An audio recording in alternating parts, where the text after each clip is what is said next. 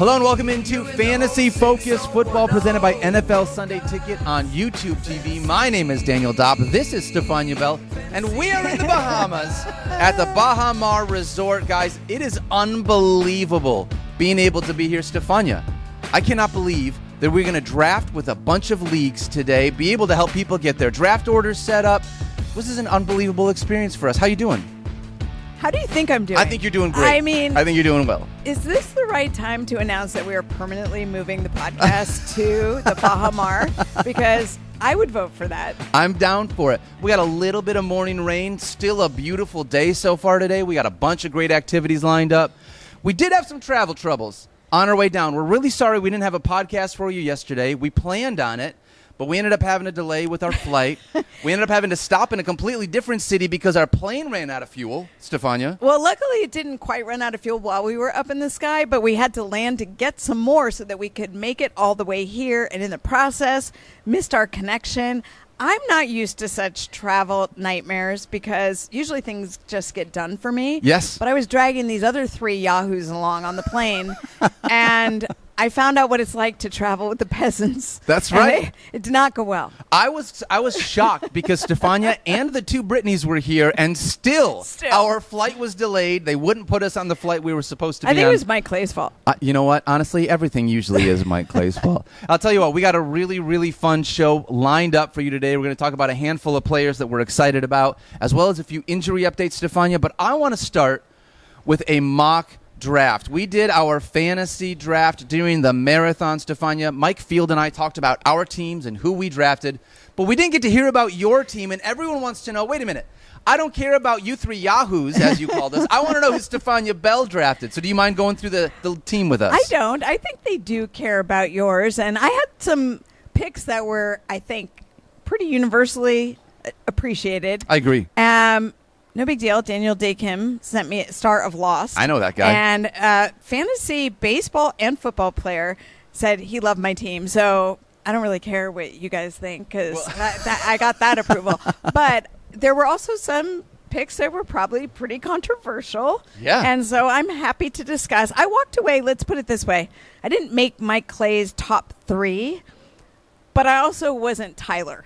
There you go. Exactly. As long as you're not Tyler, then you're in a good spot. And I'm a big believer in waiver pickups and trades and all of that. So I was happy with how I left the draft, and we'll talk about it. This is just the team you drafted, not the team you're going to end up with at the end of the year, right? All right, so let's dive into that because I was at the very beginning of the draft. I had the first pick, Stefania. You were on the total opposite end, having the 10th pick. So we both were at the turn, which but we I had love. Very different experiences at the turn. So talk to me. In the first round, I feel like you actually wanted to go a different direction than you did, but I think you got sniped in the first round. So my first pick was Saquon Barkley, and I was happy with that. My feeling is I want to get a running back pretty early because I do believe there's a drop-off. There's the first 3. We've been talking about them forever, CMC, Breece Hall, Bijan Robinson. Ideally, in a draft, I would like to be somewhere in the top 3 or top 5, so I have a good chance of getting one of those running backs depending on how my league mates draft. But knowing I was at 10, knew I wasn't going to get one of them, knew I had to take a running back because I'm at the turn. Very happy with Saquon Barkley, multi-dimensional player, I think, on the Eagles offense, blah, blah. We've talked about that. But then I wanted to go with Garrett Wilson because I went to Jets camp. I watched the connection with him and Rodgers and the hype that started last year when Rodgers came before he got injured. I think it's even that much more amplified. Those two are always communicating. They are chatting in camp. We've seen some pretty spectacular plays. They're making the highlight videos. I saw a toe tap in the end zone while I was there at practice. This is going to be a pairing between Rodgers and Wilson. Well, guess what? I'm not the only one who saw that because Anita Marks, I think, took him with the 7 pick. Yes. And behind her was it Schefter next? Schefter was next, and then Damian Woody. And so they were each wanted to go with Garrett Wilson. And so he would never have made it to me. Yeah. And so I had to look at the receivers and decide who I wanted. And I went with Puka Nacua. And I know there was an injury concern, relatively mild, because Sean McVay cleared it up for us. Bursa sack, not long-term concern for him. Okay. So I was comfortable with where I took him. And to me, You look at his productivity as a rookie. His wide receiver 4 is rookie season. I know. And granted, we talked about Cooper Kupp was hurt. That's really what gave him the chance, but it didn't drop off when Cooper Kupp came back. No. So I might consider go running back as a drafter if I had one of the top running backs and then was able to get another top running back because of the wide receiver depth and knowing if I needed a trade later, I'd have a marquee player, a top running back that I could move count on, yeah, if I needed to make a trade eventually. I feel like that's one. So we've talked about this. It seems like, and I think you're on the same page with us, you have to leave one of the first 2 rounds with a running back, not getting someone. I believe that there are some people who are still doing the zero RB. I'm not comfortable not this with that. year. Yeah, I'm with you on that one. All right. So, and it makes sense. You wanted to go with Garrett Wilson. He was 4th in targets over his first 2 years, but nowhere near that in production. Look how productive he was with the quarterbacks he had. He was more productive than you would have thought he could be, like, given the talent of those quarterbacks around him. So, like, yes, if he gets Aaron Rodgers back at close to Aaron Rodgers that we knew, this kid is in for a, stellar season. It makes sense, unfortunately, that you wanted to grab him at 11, but you couldn't because of someone. This is what happens in drafts. Someone takes a guy early, you got to pivot, and I think Puka Nacua is a pretty decent pivot, to be honest. I am very happy with All right, that. so let's talk about rounds 3 and 4 then. Like, you already got your running back. You memory. already got Puka Nacua. So now you're looking at which direction do you want to go 3 and 4. You ended up going with my guy. I've been having this conversation with Field Yates. Would you rather have Stephon Diggs or Nico Collins? And Stefania, I am so glad you're on team Daniel Dopp because you took Nico Collins in the 3rd. What do you like about Nico and the Texans this year, even though they got a bunch of guys to be able to spread the ball around to? What's not to like? I mean, Nico and C.J. Stroud developed a strong relationship. I don't know if you remember this, but a couple years ago I went to Texans camp. That's when I came away loving Dameon Pierce, which, I remember that year it paid off. We won't really talk about where we are now, but that paid off. But I talked with Nico Collins at that camp, and he was very excited about just how he felt he'd grown as a wide receiver in the offseason and what he saw for himself going forward. The challenge was the quarterback play. Yep. And so he didn't have a C.J. Stroud.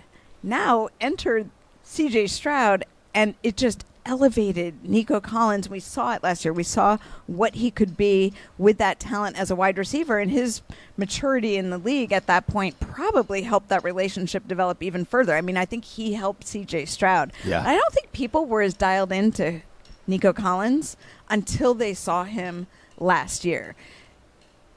I know that we have a colleague who shall go nameless who is high on Stephon Diggs and thinks he's going to be like the clear favorite down in Houston. And I'm not so sure, just because we talk about this with the chemistry and timing between a quarterback and a wide receiver. We've seen Stephon Diggs his start in Buffalo was amazing, but then there was a problem, and that wasn't the first time. So I think Stephon Diggs, yes, they paid him, and he will be a useful part of that offense, and he's going to have some amazing games. But I think the consistency between Nico and CJ is going to show up. So I'm really happy with him. Me too. I love Nico Collins this year, and the eye test, that chemistry, the relationship like you talked about. It's not that Stephon Diggs can't develop a relationship with C.J. Stroud, but Nico Collins, already has it, and we saw how well it worked out. This is just going to be another year where C.J. should get even better. And if he can even get better than what he was last year, which is kind of a crazy thing to say as a rookie, he was so unbelievably good. What could those wide receivers be able to do? And I'm with you on thinking that Nico can be the wide receiver 1 in that offense. Yeah, and I still like Tank Dell. It's just that I feel like volume-wise, we may see a little dip in his volume given the offense around them. And I think Joe Mixon will be a factor in the right. Like, it's just really interesting to see how it's going to develop. But to me, Nico Collins is going to still have a very solid role, and he's my wide receiver too. Exactly. So then you're at the turn here again. You took Nico, and now you have a pick in the 4th round. You thinking about going running back here? Do you think about go wide receiver here? No, Stefania, you decided to throw caution to the wind. Take my guy Sam Laporta. Open up the tight end spot. I looked at you. I was sitting next to you. I was hoping that I made Daniel proud. Very when I proud. took Sam Laporta, but this is a choice, right? This is a definite choice. Do you want to continue to build in that running back range? For me, I felt like the running back sort of cluster Yep. there. And I felt like I can get who might finish the season as a number one tight end. And I did take him over Travis Kelce, didn't I? You did. He was the first tight end off the board. I love Sam Laporta in that offense because we already saw what he could do. And Absolutely. I think that it is only going to build. And touchdown-wise, and there are some people who are, you can't count on touchdowns, and I get that. But there's no denying that he is featured in the red zone. And I think that what he did last year, productivity-wise and scoring, is just a hint at what can happen again this year.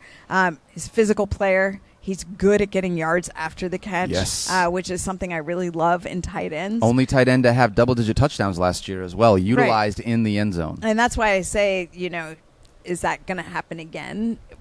We don't know, but that he's being looked for. So the opportunity for the touchdown scoring is there. If you and wanted that's not the case with every tight end. Absolutely. The Lions don't have a lot of big-bodied wide receivers to be end zone targets. Amon-Ra is a little bit of a smaller guy. Jamison Williams, definitely a smaller guy. So other than running the football at the goal line, if you want to find a guy inside that area where you got a bigger body, Sam Laporta is really it for the Detroit Lions in that area. So obviously well utilized by Jared Goff last year, and I'm with you. I think that's going to continue again this season. So there are some who would say, I'm just going to wait because we've talked about this. There is deep. depth at the tight end, and I think there are other valuable tight ends. The only tight end that I'm looking at early is a Sam Laporta or Travis Kelce. And remember, because we're going at the turn, if you wait there, that particular tight end is no longer available to you. And so I'm calculating, people are wondering rationale-wise, I'm calculating what I can get at wide receiver or the running backs and how likely they are to be picked up. And I'm feeling comfortable that I can wait, that snake around until I get back to my opportunity to draft again. I feel like at the turn, and this is just sort of like a draft strategy or just the way that I approach it, and I'm curious if you feel the same. But oftentimes, at the 1-2 turn or the 9-10 turn, you're either getting really good value because a guy keeps falling down the board that someone doesn't want, or you might have to make the decision, this is a little bit of a reach, but if I don't grab my guy now, like you said, I got to wait 18, 20 picks before it comes all the way back to me. So you learn to be able to become okay with the idea of like, oh, you know what? I might have taken him like a half a round or a round before ADP, but if I have him as the clear-cut guy for my squad, it's like I'm going to be okay with that because if I don't grab him now, I'm absolutely going to miss out on him by the way it comes back. Right. And I think that was how I was looking at that decision there. With Sam Laporta, All right, so let's talk about the next set because this is where you made a pick, Stefania, grabbing your RB2. You have been in on Aaron Jones this year. Talk to me about why you went with him as your second running back. One of the controversial picks, right? I don't think there are people who are clearly avoiding Aaron Jones. By the way, just want to mention, I was at Vikings camp. I talked to him. He's well aware that there are people who doubt that he can have success at this stage of his career carrying the load as the primary running back in the offense. So he's the RB1 for the Vikings. He's 29 years old. We know Mike Clay doesn't like, ageism with Mike Clay. But while, yes, he has some wear and tear, remember he was often sharing in Green Bay. Wasn't him and A.J. Dillon. He and A.J. Dillon sharing the workload, even though you would call him more the 1A plus, I would think. Definitely. But I think what everybody's hanging on to is the injuries from last year. I've talked about this before. The big thing for me, without going through all of the injury history from last year, was that he came back and finished strong, which, from my perspective, and this is my bias, it's what I do, the injury analysis, is if a player comes back and shows me that they're fully recovered in terms of their volume of play and their productivity, then I'm comfortable going into the next year feeling like, okay, we're out of the woods from that. His last injury was an MCL. He came back from that, had a kind of slowish first game, and then had 5 consecutive games where he produced over 100 yards on the ground. He's also a good pass catcher. And, Sam Darnold and him, I think this will work well. We obviously know J.J. McCarthy this season, and Sam Darnold was getting plenty of reps. When I was at Vikings camp, it was clear that they were sharing the opportunities and rotating 1s and 2s with Sam Darnold and J.J. McCarthy. So it's not like J.J. was taking all the 1s and now they have to figure it out with Aaron Jones and Sam Darnold. that practice was happening already. Yeah. So I guess what I'm saying is he feels very comfortable in that offense. It was one of the reasons he chose to go there, was he felt like he could be productive in that offense. They won't run the ball as much. They'll pass more. That's the way it is.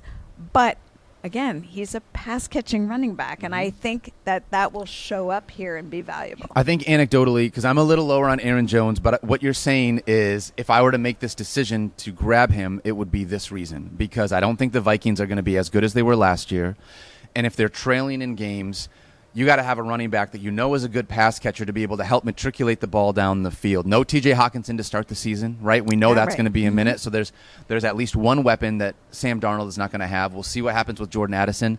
So Aaron Jones. Think about it.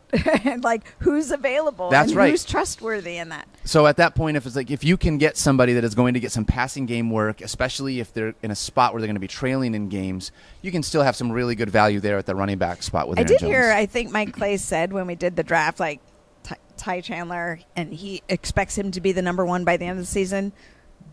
Okay, that might happen, but he won't be the number one to start the season. And so the value for me in Aaron Jones, and then I'm also getting other running backs around that, is that I've got an RB2 who provides RB1 upside early. Yep. And we're going to see players emerge, running backs that we didn't think would be working as much. I mean, this is, again, where these trade opportunities come in, and some of the running backs I was able to pick up later also provide some of that same level value. We won't talk about him as much, but the running backs that you did grab later, Blake Corum, who we like a lot, Jerome Ford could have a starting role right out the gate with this Cleveland team. Let me just point out, he will. And it's the 11th round.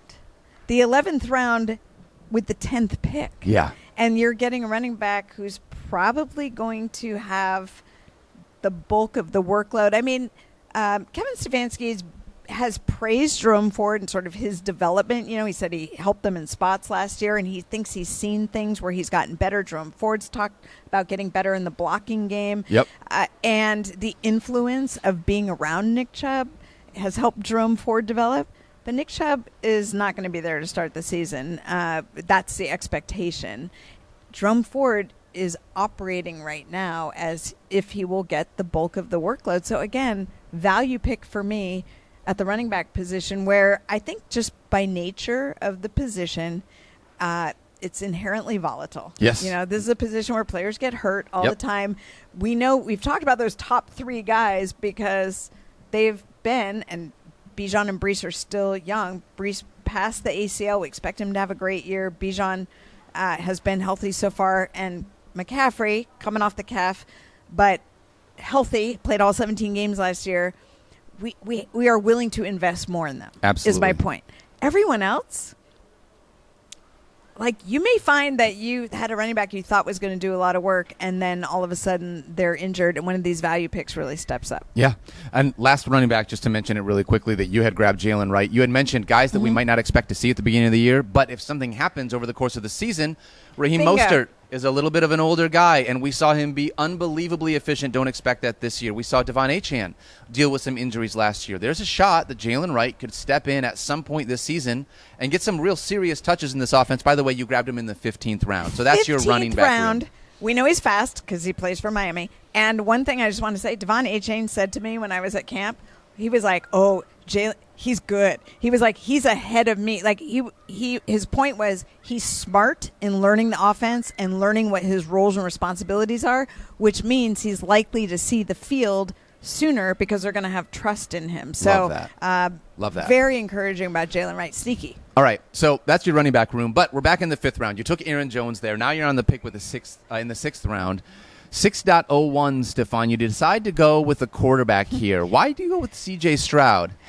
Because I like scoring points. Yeah, he's real good. He's not your running quarterback. I think, not as much. I mean, he certainly can move. He's certainly athletic enough. I love that you grabbed him specifically as a non-running. I don't want to say non-running, but as a guy that doesn't run as much. When you also had the wide receiver that could potentially benefit from those passes. That's a nice little stack with Nico and C.J. Stroud that you got. And they're going to score a lot of points. Yeah. And there are going to be a lot of yards in those plays. We know he can heave the ball down the field. So I felt comfortable that I wanted C.J. Stroud to match up with Nico Collins. That was part of the strategy there, as you mentioned. And what can I say? Look at the yardage that he put out last year. I think it only goes up. I'm with you on that. All right, so that makes a ton of sense. I just want to, we got a bunch of other stuff I want to get to today, but you got some wide receivers too. A little bit later on in the draft, Chris Godwin, Rashee Rice, Josh Palmer. I mean, there's a handful of guys here that I think have really good value. Do you have one pick when you're looking at some of these later rounds that you were like, boy, I couldn't believe this guy fell here. I was really grabbed to get him, or somebody that you were like, this one specifically was just a really tough pick when I was going through that decision process? I just felt like the middle rounds for me are hard because I feel like the talent level or the opportunity is pretty similar across a number of those players. So I think the decision making is harder for me. Sure. Because there's not a standout where I say, oh, this is who I want. They're not the sexy picks, as we call them, where everybody around the table goes, oh, that's a great pick. But you take someone like Chris Godwin, who's been consistent and reliable, and you expect maybe even a better situation for him this year. You look at a Rashee Rice where we talked with Adam. It looks like Rashee Rice will be available. And just in that little snippet of preseason play we saw with the Chiefs, who is Patrick Mahomes going to right away with Hollywood Brown being injured? We don't know if he'll make it back to the start of the season. Same guy he was looking at last year, Stefania. Exactly. And so these are middle rounds, and people aren't, pounding the table for you. But the value is there. I think I really loved your Rashee Rice pick from a value perspective. Obviously, we got to let the legal situation pan out and everything that happened there. But with where you got him for fantasy football, given what he can be this year, I actually don't think he is going to fall that far in that many drafts. Because now that we're getting closer to the season, with Adam having had this conversation about his legal situation, I don't think he's going to fall as far as he did in our draft. He's going to start moving up draft boards because people are going to realize, if you get 17 games of this guy that was a top 20 receiver last year as a rookie, he should be going well before the 8th and 9th round. And I just want to mention one more pick because in the later rounds, this is where, sneaky players with upside that people might not be paying attention to. And one of my favorites, who I've tried to draft as much as I can in as many leagues as I can, is Adonai Mitchell. Oh, he scored a touchdown last night. Did you know that? I did not. I was enjoying myself at the Baha Mar. He got a touchdown. I did not catch the stats on last night's game. From Anthony Richardson, from the starting quarterback. For making my point for me. There you go. Exactly. And you know what? Josh Downs had a high ankle sprain. Josh Downs, it might take a minute for him to get back. Adonai Mitchell suddenly threatens to be the number 2 in that offense outside of, obviously, Michael Pittman. And I know Alec Pierce is there, but Adonai Mitchell is good. Yeah. And I think that this is someone who is going to be fantasy productive, and people are going to go, well, how did I miss out on this guy? Yeah. Just quietly saying, and where was my pick for him? Pick round 13. Wow. 10th pick. That's late. And it's one of those players where you wonder where the ADP will be next year after he has the season I think he can this year. Yeah, I think that I think Colts were really excited to see him fall in the actual NFL draft. Yes. I don't know that they were expecting to grab him there, but because he was available, especially if Josh Downs misses any time, Stefania, as a rookie, being able to establish yourself early in the season could be really great for him. All right, we're going to talk new segment here. It's called First Class, Business Class, or Economy. Sounds like our travel experience. Trip. Exactly, down here to Baha Mar. By the way, the beach, I cannot wait to go out and be a part of this. The beach and the water are right behind us, We Stefania. have activities. There's a lot of stuff planned today. So, all right, let's talk about a couple of these guys. Basically, it's who do you like the best, who's in the middle, and who's your last one. We're going to start at the wide receiver position, okay? Oh, boy. I got 3 guys, too. I'm going to tee you up first. We got Jalen Waddle, Stephon Diggs, and Devonta Smith. Do you want to go first, or do you want me to tell you who my first class, business class, and economy class will be? I'll go first. All right. This is hard. As soon as I said that, I'm like, because maybe I don't want to go first. I feel bad putting someone, back in economy, like the last row by the lavatories. Yeah. Yeah. It's not your seat. You're all cramped. Nobody wants that seat. And Nope. I look at these 3 and I'm like, I'd take any of them on my roster. So it's kind of hard to pick, but I am going to go with... Who is first class between? My first class is down to 2 people that I'm choosing between. Exactly. Well, I'm going with, it's either Jalen Waddle or Stephon Diggs. ooh. So for me, I'm going Jalen Waddle, Devontae Smith. Ooh. And the thing is, I know, because I could really miss on Stephon Diggs here. Mike Clay would say that I'm definitely wrong. Let's be honest. But I've seen the Stephon Diggs side where he disappears. Yep. And it's not, and I'm counting on something happening in Houston that I haven't yet seen. I've seen it in Miami. Stephania. I know, and then Devontae Smith, I love Devontae Smith as a receiver, and maybe that's my personal bias showing up. But let's pause really quickly. We're in the middle of this segment, but I should mention this. While we were out here on vacation, a trade took place, actually. The Washington Commanders traded Jahan Dotson to the Eagles in the division, which doesn't happen very often. So now Devontae Smith... You how not concerned they are about that trade. Right? Seems like it.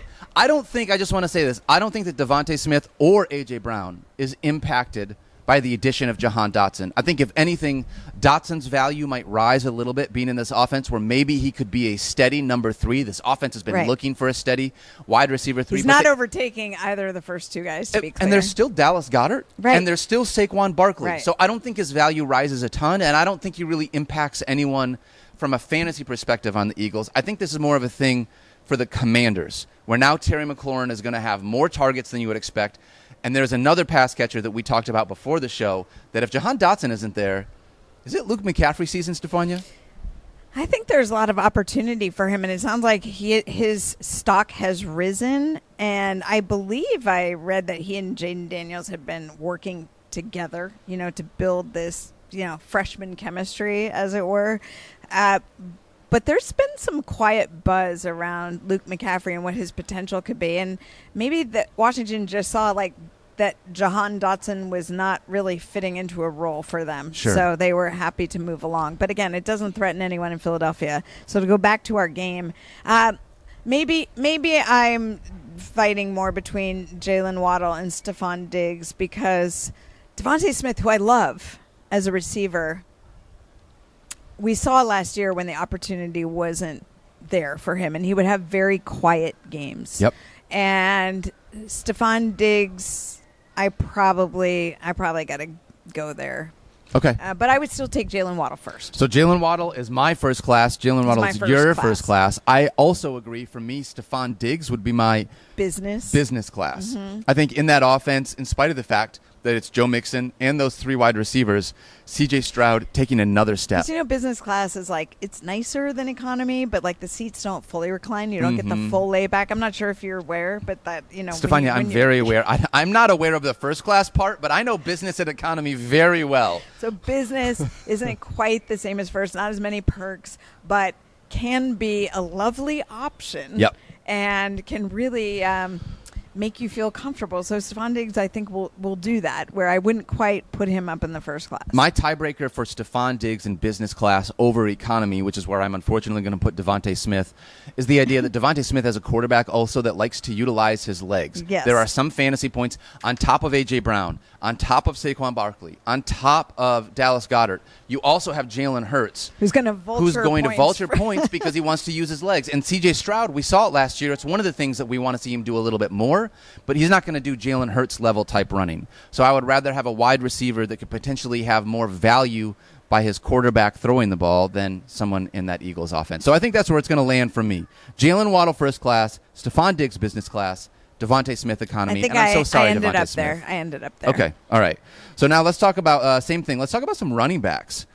Javonte Williams, Jonathan Brooks, DeAndre Swift. For me, and I am not as big on DeAndre Swift this year, but to me, he is the clear-cut first-class decision right now. Explain.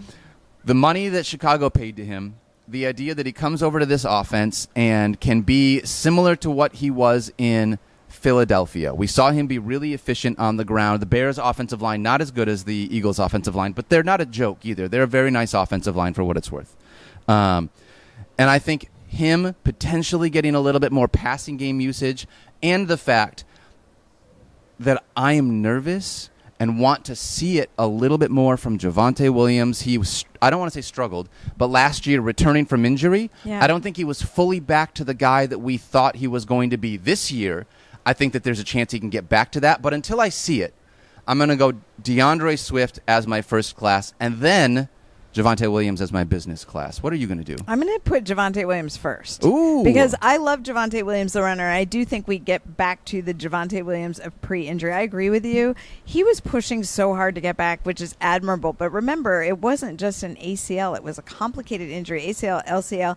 And I've just seen it so many times before where guys are really trying to show you that they are ready to come back, and they're pushing so hard. Yep. And you remember when he was back on time, and it was not an easy go for him. I don't think we saw the same physical play from Javonte Williams that you're going to see Agreed. this year. And I've already seen some evidence in Denver that he is going to be that guy again. And we'll see how that offense looks as a whole. But I really like Javonte Williams this year, and I think he's going to surprise people. And there's, again, I think he's being overlooked in drafts for that reason. I agree. Because people are remembering what they saw last year and forgetting that consistently you take guys like a Saquon Barkley, like a J.K. Dobbins, who after he came back and was healthy, like what they look like. I think Javonte Williams can do the same thing. Okay.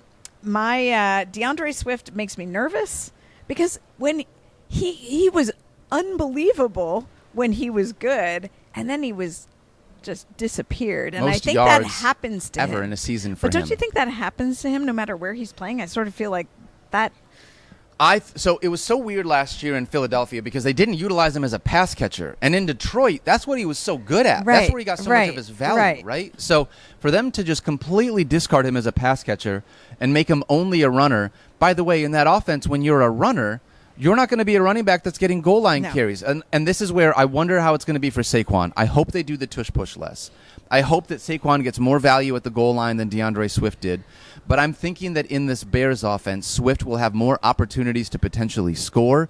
Not because this Bears offense is going to score more points than Philly. There's so many people who can catch a beautiful Caleb Williams ball That's as true. we saw in the preseason. All right, so then let's say this. Do we agree that Jonathan Brooks, unfortunately, is economy? Yes, and when you're younger, like the kids have to fly economy. Sometimes the parents go first class, and Jonathan how it Brooks works, yeah. is a rookie. And it not just because he's a rookie, but honestly because that injury.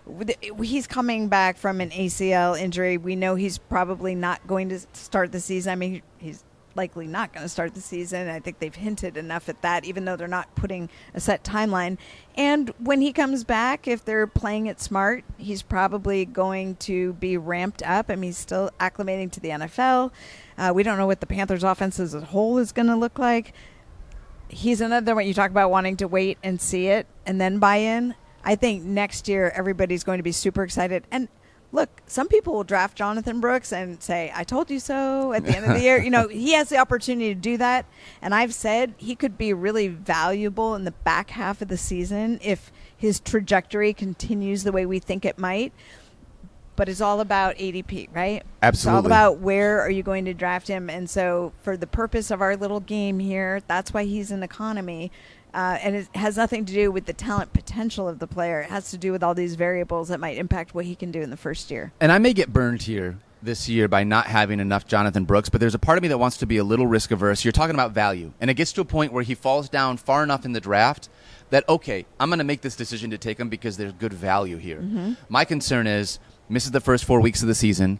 He's on a team that I believe ESPN Bet has with the lowest win total of the season. It's only 4.5. If there is anything about coming back and he's not fully healthy and there's anything that makes it linger, why are you going to take that kid that you just drafted that's going to be the future of your running back room when your team isn't going anywhere in 2024? Assuming he comes back and there's no setbacks, Jonathan Brooks could be a huge guy for you down the stretch. But if there is any reason why anything happens or there is a setback, it's like I could just imagine a team that is not good saying, you know what, we're just not going to put more risk on this guy. We're going to save him for next year because we do have a plan to be able to make this team better. So that's my only concern with Jonathan Brooks. But let's talk about wide receivers. One more of these for wide receivers, Stefania, and this one I think is harder. You got George Pickens, Deontay Johnson, and Jaden Reed. Which one of these guys? At all. This you want to talk about the middle rounds of your draft, right? Where you're trying to make decisions. This is your middle rounds, yeah. Right. So, I would sit here and go, what is going to be my first choice? And I don't know. I'm probably going Jaden Reed because of the offense and what I think the scoring potential is there. I think that the Packers are going to score more than either of those other. They will definitely have a better offense, period, across the board than either the Steelers or the Panthers. But how much of that scoring is going to Jaden Reed? Right. Great question, because they also have Christian Watson. They signed Josh Jacobs. Dontavian Wicks came along last year. They still have Romeo Doubs that everyone loves. I mean, there's a lot of people. It's not as deep as some of the wide receiving cores, but there are a lot of people in that offense that could be really good. I'm just going to say it. Like, I've been planting my flag on Jaden Reed all year long. If I'm wrong, I'll be wrong, and I'll say that at the end of the season. But I watched him be so good last year. 7 of his final 8 games, he had at least 15 fantasy points. As a rookie, being able to watch a guy come along at the end of the season and take that end of the season leap, right? And when Christian Watson wasn't there, he was the guy in this offense. He was almost like a mini Deebo Samuel with the way that they utilized him as a running back even. So I have Jaden Reed as my first class. My second class... Let's hear it. Is so difficult. This is such a hard decision, is the hard part. So, like, George Pickens has week-winning upside any given week. He's the guy that could have 5 for 125 and 2 touchdowns. Deontay Johnson, I don't think, is going to have that kind of a stat line. Deontay Johnson could have 8 for 75. They're going to have 2 different avenues to getting to where they're at. So, for me, with where I'm drafting them in the middle rounds, it's a little bit based on roster construction. This is such a cheap way to say this. But if I need a safe guy, Deontay Johnson is the play. If I need someone with more upside, then I like George Pickens, but I guess I would rather... I'm nervous about the whole Pittsburgh offense. I know, and it's the Arthur Smith thing has really made me nervous. I'm going to say Deontay Johnson. It's also He's the quarterback class. situation and not knowing exactly what we're going to be dealing with there and how that's going Russell to look. Wilson and Justin Fields don't instill a ton of confidence. Do you...